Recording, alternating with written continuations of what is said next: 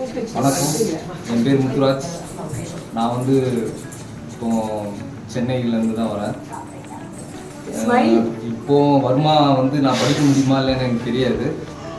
ஆனால் இவ்வளோ ஈஸியாக இதை படிக்க முடியும் அப்படின்றது இதுதான் ஃபஸ்ட் டைம் எனக்கே தெரிஞ்சுது. இதுக்கு முன்னாடி இப்படி ஒரு கிளாஸ் நடக்குது, இதை பற்றி நம்மளால் இப்படிலாம் கற்றுக்க முடியும்னு எனக்கு தெரியாது.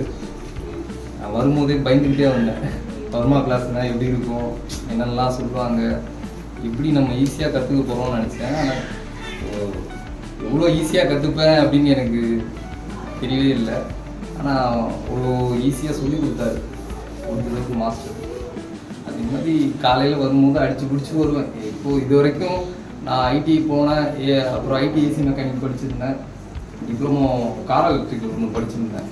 அதெல்லாம் போகும்போது காலையில் எழுந்துச்சி அங்கேருந்து ஓடுறதுக்குள்ளே ஓடி போய் வேர்த்து அங்கே போய் சேரும்போது மேக்ஸிமம் சாப்பிடவே மாட்டோம், சாப்பிடாமே போயிடுவோம். இங்கே அங்கேருந்து கிளம்பிட்டெல்லாம் போதும், நேராக இங்கே வந்து இங்கே கூட வந்து சாப்பிட்டு போயிடலாம். அந்தளவுக்கு கொஞ்சம் வந்து சாப்பிட்டு திருப்தியாக வந்து படிக்கிறது கொஞ்சம் நல்லாயிருக்கும். இந்த மாதிரி எங்கேயுமே நான் அதை அனுபவிச்சதில்லை. அதேமாரி